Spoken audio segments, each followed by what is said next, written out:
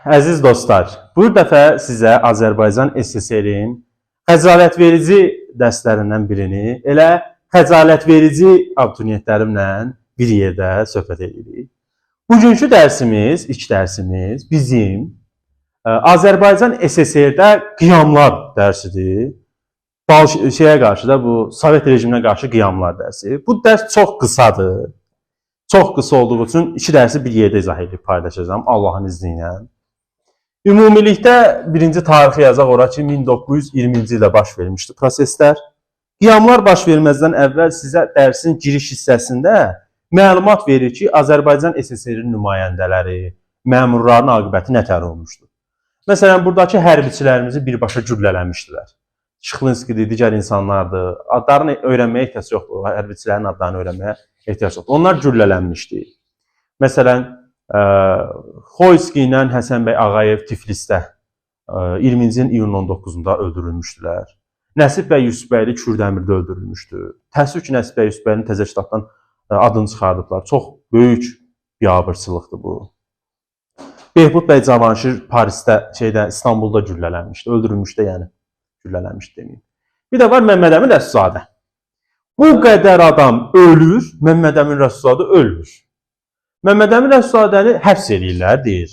Stalin və Nərimanovun sayəsində Məmməd Əmin Rəsulzadəni qaçırdılar Moskvaya. 22-ci ildən sonra keçir oradan Finlandiyaya, oradan Polşaya, oradan Ankaraya, Türkiyəyə gəlir. Ankarada vəfat edir. Ölmür Məmməd Əmin Rəsulzadə, hamı ölür. Bir də kimlər ölmür? O vaxt Paris konferansına gedən adamlar vardı. Topçu Başov idi, digərləri idi. Onlar da elə axıra qədər orada mühacirətdə qalırlar, orada da vəfat edirlər. Vətənə geri dönə bilmirlər. Bu şəxslərlə bərabər eyni zamanda Sovet rejimi partiyalara qarşı da mübarizəni davam etdirdi. Məsələn, Müsavatdır, Əhrardır, İttihaddır, bu kimi partiyaların hamısının fəaliyyəti dayandırmışdı. Bir dənə Bolşevik partiyası, tək partiya sistemi idi. Çünki normaldır əslində. Partiyaların fəaliyyətini tamamilə dayandırılmışdı. Köhnə kitabdan oxuyanlarda bu dərs uzundur. Amma təzə kitabdan oxuyanlarda dərs qısadır, 2 səhifədir cəmi. O da səhifənin bir hissəsi belə sarı yer deyilən mənbədən, o Gəncə üsyanı haqqında bir məlumat verilibdir. Oradan salınmış bir şeydir. Birinci Gəncə, sonra Qarabağ, sonra Zaqatala, sonra Lənkəran idamı yox. Şəmkir, Lənkəran, bir də Naxçıvan olmalıdır.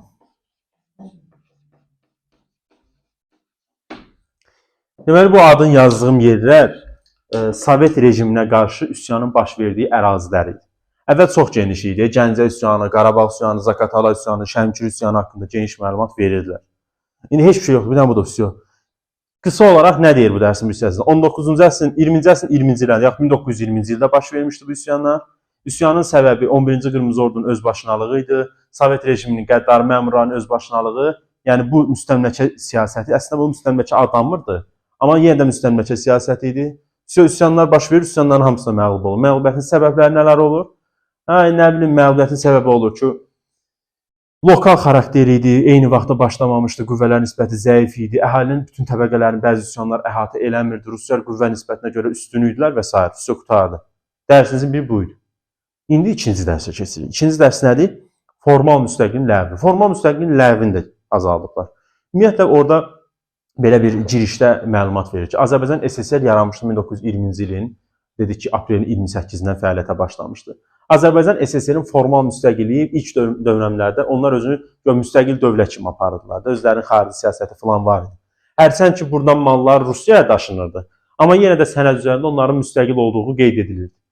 Köhnə kitabda da burada 3-4 dənə müqavilə vardı. Onların hamısı çıxarılıb. İndi təzə kitabda nə var? 1920-ci ilin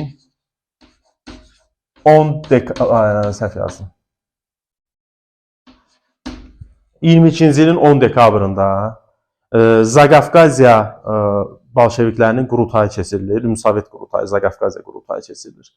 Və qurultayda qərarı verir ki, ZSFSR yaradılsın. Adını qeyd edirəm ora. ZSFSR. Açılışı nədir? Zaqafqaziya Sovet Federativ Sosialist Respublikalar İttifaqı. Bu ittifaqda neçə dənə respublika vardı? 3 dənə respublika vardı. Azərbaycan SSR, Ermənistan SSR, bir də Gürcüstan SSR. Bax, ZSFSR-nin yaranması ilə 22-ci ilin, yəni 10 dekabrında Azərbaycan SSR-in formal müstəqilliyinə son qoyulur. Və bizim o dövrə qədər xarici siyasətdə fəaliyyət göstərən o səfirliklərimizdir, konsulluqlarımız fəaliyyətini dayandırır. Bundan da biz daxil oluq ZSFSR-in tərkibinə. Bunun ardınca 22-ci ilin 30 dekabrında SSR yaradılır. SSR. SSR-in tərkibində onda 4 respublika daxil idi. Belarusiya SSR, Ukrayna SSR, Rusiya RSFSR, bir də bizimki ZSFSR. Buradakı i yoxdur. Bizimki daxil. 4 dənə respublika 30 dekabr 22-ci ildə yaradılmışdır. Bax, burada sadəcə bir iki dənə sual veriləsi məqamlar var. Onların nə olduğunu izahda söhbət edəcəm sizə. Azərbaycan ittifaqla bir yerdə, yəni ZSFSR-in tərkibində nə zaman SSR-yə daxil oldu desələr, siz deyəsiniz ki, 1922-ci ilin 30 dekabrı ZSFSR-in tərkibində ittifaqa daxil olmuşdur.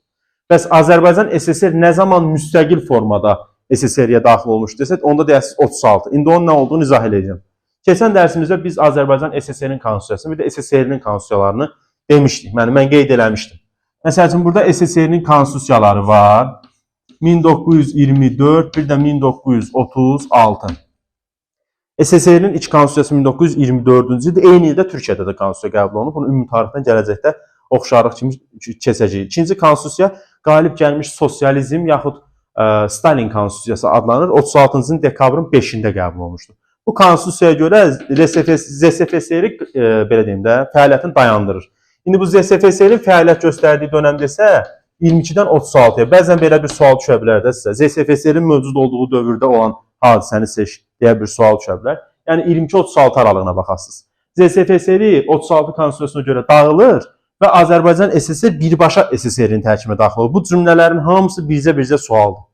Müxtəlif test tapşırıqlarında bu dediklərimin hamısı dənə-dənə var. Birbaşa daxil olur. Bir də mən keçən dəfə Azərbaycan SSR-in konstitusiyasına danışmışdım. 2 dənə konstitusiya qeyd eləmişdim. Biri 1921-ci ildə, bir də 1937-ci ildə. İndi 37 konstitusiyasının ətraflı söhbət edirik. 37-ci il konstitusiyası əslində Rusiyanın, yəni SSR-nin 36-cı il konstitusiyasının əsasında hazırlanmış bir şeydir. Onu kopyalamışlar ora. Amma bir iki dənə yenilik vardı. Nə yenilik vardı? Ümumiyyətlə 37 konstitusiyasında formal olaraq azadlıqlar tanınmışdır. Yəni seçkilərdə falan məsələlər deyir ki, hamı seçkilərə, qadınlar seçkilərə, iştirak falan təbəqələr hamı sənəd üzərində var idi. Amma əsas məqamı nədir? Biz keçən dərslərimizdə demişdik ki, axırıncı səfər 21-ci il konstitusiyasında Mərkəzi İcraiyyə Komitəsi yaranmışdı, qanunverici orqan olaraq fəaliyyət başlamışdı və elə o 37-yə qədər fəaliyyət göstərmişdi. 37-ci il konstitusiyasına görə Mərkəzi İcraiyyə Komitəsi ləğv olunur, qurultaylar, Sovet qurultayları keçirilirdi, onların keçirilməsi qadağan olunur və Ali Sovet yaranır. İndi bizə bəzən soruşa bilərlər ki, Ali Sovet nə zaman yaranır? Bizə deyək ki, 1937. Bu dediyim məlumat təzə kitabdadır, köhnə kitabda yoxdur. Yəni bu isə təzə kitabda var. 37 konstitusiyasına həm də dedim ki, nə dedim? MİK ləğv olunur, Mərkəzi İcraiyyə Komitəsi qurultayların keçirilməsi dayandırır və Ali Sovet yaranır. Bir də 37 konstitusiyasında 2 dənə önəmli tədbir də var. Azərbaycan, əvvəl bizə məsələn dilimiz pasportlarda 36-cı ilə kimi, 37-ci ilə kimi hamının dili türk dili yazılırdı pasportda. Bu rəsmi sübut olmuş bir şeydir. Amma 37 konstitusiyasından etibarən türk dili Azərbaycan dili ifadəsindən əvəz olundu. Türk xalqı Azərbaycan xalqı ifadəsindən əvəz olunmaya başlandı. Bu da əslində çoxdan mövcud olan Azərbaycançılıq ideyasının Stalin tərəfindən irəli sürülməsi və millətin öz kimliyini itirməsi istiqamətində görülmüş bir tədbirdir. Nəyə görə belə bir tədbir var ümumiyyətlə? Azərbaycanda təəssüf ki, bu böyük bir problemdir. Çox təəssüflər olsun. Bu problemi həll istiqamətində nə qədər çalışsan da, nə qədər mübarizə aparsan da bu həyata keçmir, düzəlmir. Nə problem var? Azərbaycanda hansı millətdən soruşursan onun kimliyin, məsəl üçün. Cənubda yaşayan bir millətdən soruşursan, millətin nümayəndəsindən soruşursan, sənin millətin nədir? Əgər talışsa deyir, talışam. Ləzgidən soruşursan, ləzgiyəmsə deyir, ləzgidirsə deyir, ləzgiyəm. Tatı elə, avarı elə, nə bilim, kürdü elə. Hamıdan soruşursan, öz milliyyətin deyir. Bir dənə bu ölkədə öz milliyyətini bilməyən, tanımayan insan Azərbaycan türküdür. Soruşuram, sənin millətin nədir? Bir mən Azərbaycanlıyam. Bu sizə barədə dəfələrlə danışmışam. Amma yenə də danışmaq lazımdır. Bu çünki bitməyən problemdir. Azərbaycanlı anlayışı bir vətəndaşlıq anlayışıdır. Azərbaycanlı adlı bir millət ola bilməz. Yoxdur elə bir şey. Dünyada heç elə bir şey millət yoxdur da, Azərbaycanın milləti yoxdur. Məsələn, burada olanların hamısı maksimum ola bilsə hansısa laçınların içərisində Kürd olma ehtimalı var. Vəsiyo. Qalanların hamısı Azərbaycan türküdür. Yəni burada məsəl üçün cənubdan olan yoxdur, ona görə elə deyirəm. Məsəl üçün Talışdan soruşsan qardaş, adam o haqqıdır da, mən onu şey eləmirəm, ha ki, separatçı xeyr. Qədir Balakəndə. Balakəndə amma qədrini də bilmirəm də. Balakəndə türk də var, avar da var, saxur da var. Onun Qədirin özündən dəqiqləşmək lazımdır. Qədir sənin milliyyətin nədir? Onu Qədir daha yaxşı bilər. Məsələn bizdə soruşursan, nəysən, haransan? Mən deyir Gəncəliyəm. Qardaş, mən səndən soruşmadım, hansı rayondan gəlmisən, hansı rayonda yaşamısan? Mən səndən soruşam, millətin nədir? Sənin millətin türkdür. Bu ki ölkədə bir nəfər dedi ki, mənim millətim türkdür, başlayırlar ki, sən niyə separatsızlıq edirsən? Nətər olur, o birisilər öz milliyyətini deyəndə onlar separatsız olmur. Bu deyəndə ki, mən türkəm olur separatsız. Bu məntiqsiz bir şeydir axı. Mən demirəm ki, sən Azərbaycanın sözünü inkar elə. Deyirəm, Azərbaycanlı olduğum bil, vətəndaşlıq olaraq bil ki, mən Azərbaycanlıyam, bəli. Amma mənim milliyyətim axı Azərbaycan milliyyəti deyil, mənim vətəndaşlığım Azərbaycan. Mənim milliyyətim türkdür. Azərbaycanlı anlayışı ortaya gələndə Azərbaycanlı anlayışı tariximizi azaldır. Biz rəsmən 1918-də ilk dəfə Azərbaycan dövləti yaratmışıq. Azərbaycan adlanan dövlət. Ona kimi coğrafiyada yaranmış dövlətlərin heç biri Azərbaycan dövləti deyil. Adı yox idi, adı mənasında deyirəm. Nəyə görə? Çünki biz feodalizmin meydana gəlməsi, dərsin bu hissəsi bitib, ona görə danışıram. Feodalizmin meydana gəlməsində belə deyir ki, şərqdə feodalizm daha çox nəsillər üzrə, yəni sülalələr üzrə adlanırdı. Məsələn, İngiltərədə İngiltərə adlanır, Fransada Fransa adlanır, regional olaraq. Amma bizdə nədir? Səfəvilər dövləti, Qacar, Əfşar, Osmanlı. Gör bunların hansı Türkiyə adlanır ki, Osmanlı Türkiyə adlanır, yox. O da sülalədir, Osmanlı sülaləsinə ki, düzdürmü? Yəni bizdə feodalizmin bizə verdiyi o bir mənsubiyyətdir də, ona görə biz məsəl üçün Səfəvilər dövləti deyirik. Və avtomatik sən əgər Azərbaycan dövləti anlayışı meydana çıxardırsan, sənin tarihin qısalır. Və sən artıq 1918-dən bu yana başlayırsan danışmağa. Ermənilər onsuz da bizdən dirəşirlər də.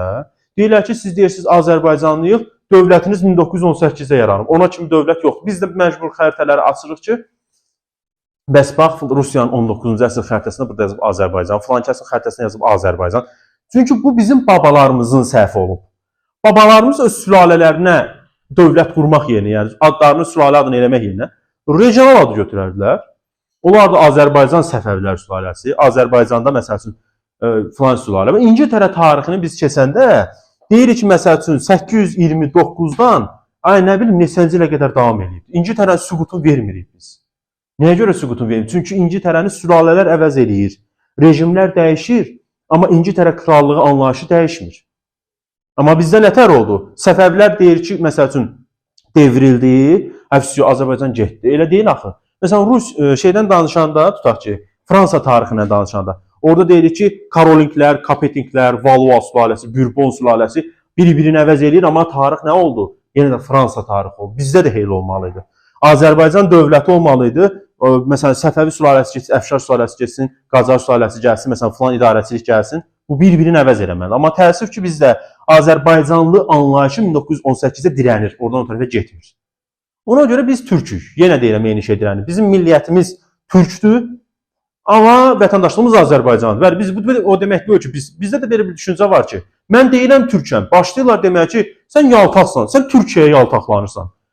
Bu da əslində küt bir düşüncənin məhsuludur. Mən niyə Türkiyəyə yaltaqlanmalıyam? Nədir? Türkiyə sözündə türk var. Mən də özümə türk deyirəm də, demə nəticədə mən Türkiyəyə yaltaqlanmış oluram. Bu da əslində savadsızlığın, cahilliyin bir göstəricisidir. O adam başa düşmür. Çünki buna o qədər deyirsən, təsir eləmir də, boydur da. Buna deyirsən ki, sənin millətin türklər, qoyun. O Türkiyədəki türkdən də çox türksən sən, daha təmiz türksən. Amma yox, deyirsən, Türkiyə sözü oradadır, sən niyə biz Azərbaycanlıyıq, bölücülük eləmir. Hamıya gələndə toy bayram, bizə gələndə yas düşür ki, yox, siz bölücülük elədiniz. Amma bir şeyi də burada qeyd etmək istəyirəm ki, həqiqətən bizim içimizdə bölücülük eləyənlər də var. Məsəl üçün, Elçibəyin bir dənə sözü var, bəlkə də o yetim o söz demir, onun adını yapışdırıb yayırlar. Deyir ki, türk olmaq istəməyəni mən məcbur edə bilmərəm, bu şərəfli adı götürmək istəməyəni, nə bilim, qınayıram, nədir belə bir şey deyir. O sözü elə paylaşırlar ki, o sözdən elə anlaşılır ki, bir dənə türk şərəflidir, qeyri-türklər şərəfsizdir. Və buna görə bu olur da bölücülük də. Amma elçi o sözü deyibsə belə o mənada deməyib. O deyir ki, türk olanların içərisində, məsələn bizdən. Milliyyətin soruşam ki, sən türksən, deyir, yox, mən Azərbaycanım. Elçi o sözü ona deyir. Deyir ki, sən türksən və özünü türk adlandırmırsansa, sən əslində müəyyən şeylərdən məhrumsan. O söz ona ki, amma sözü də yansımanın forması var da, təqdimatın forması var. O təqdimat özünü orada göstərməli ki, bu insanın problemi milliyyətlədir, yoxsa öz adını qorumağın tərəfindədir. Yəni, bir yekun olaraq Azərbaycan SSR-nin o son fəaliyyəti budur. Axırıncı danışdığım dərsin tərkibində verilən son hadisə budur. 37-ci il konstitusiyası. Yekunda dostlar, regional bağlılığınızdan asılı olmayaraq hər birimiz Azərbaycan Respublikasının bir vətəndaşıyıq, vətəndaş olaraq Azərbaycanlıyıq və bölücülüyə qəti surətdə yol verə bilmərik və verməməliyik. Amma biz əgər Azərbaycanın qərb torpağında, məsələn, gör türklər nə boyda ərazidə yayılıb. Naxçıvan bölgəsi türkdür. Keçmiş Qərbi Azərbaycanlılar türkdür. Qarabağ bölgəsinin əksər hissəsi türkdür. Gəncə Qazax bölgəsi türkdür. Ondan sonra bu mərkəzi aranın böyük bir qismi türkdür. Burada türk olmayanlar da var çünki. Məsəl üçün, Zaqatala Balakən bölgəsində türklər, Quba bölgəsində, cənubun özündə də türklər var, Bakıda da türklər var, düz başqa milliyyətlər də var, amma türklər var. Məsəl üçün, amma bizdə nətərdir? Mənim qrup yoldaşım vardı, cənubdan idi. Deyirəm, sən milliyyətin nədir? Deyir, talışam. Deyirəm, həqiqətən talışsan, yəni, atan, anan talışdı, deyir, yox. Deyirəm, bən nə deyirsən talışam? Deyir, bizdə belədir də, region cənubdur deyir, deyirik hamımız talış. Onlarda da elə kör-kör ona inanmaq var. Onlar da bəzən talış sözünün arxasında bir adın arxasında gizlənirlər də. Onlar özü üçün xoş görürlər talış sözünü, xoşlarına gəlir. Talış olmasa deyir talışam. Amma bizimkən nə edir? Türk ola deyir ki, mən türk deyiləm, mən Azərbaycanlıyam. Arzum, muradım odur ki, gün o gün olsun bu insanlar öz milliyyətini elmi cəhətdən dərk eləsin. Separatçı cəhətdən yox, elmi cəhətdən dərk eləsin ki, bu insan kimdir? Buna elmi cəhətdən özünü tanımaq deyilir. İstəyirəm ki, Azərbaycanda bütün vətəndaşlarımız özünü tanısın elmi cəhətdən. Belə bir problemi yaşamayaq. Bu məsələlər geridə qalmalı. Geridə qoymalı olduğumuz məsələlər idi. Amma biz hələ də belə şeyləri müzakirə eləyirik. Ona görə də biz inkişaf eləyə-mirik. Bu məsələni mən 18-də elə həll edib yollamalıydım. Yəni mənim üçün bir tarix mənimdir. 1918-də məsələ həll olmalıdır və hamımız bilməlidik. Amma düzəldə bilmirik də inkişaf eləyə bilmirik. Bu kimi məsələlər bizim ayağımızda palçıq kimi fırlanır deyə biz düz yol gedə bilmirik, ağırlaşırıq. Bunları üstümüzdən atmaq lazımdır. Özünüzə yaxşı baxın dostlar. Növbəti izahlarda mütləq görüşək. Növbəti dərsimizdə Azərbaycan ərazi bütövlüyünə qəsdlər dərsidir. Önəmli dərsdir. O dərsdə dənə-dənə söhbət eləyəcəyik hər şeyi. Sağ olun.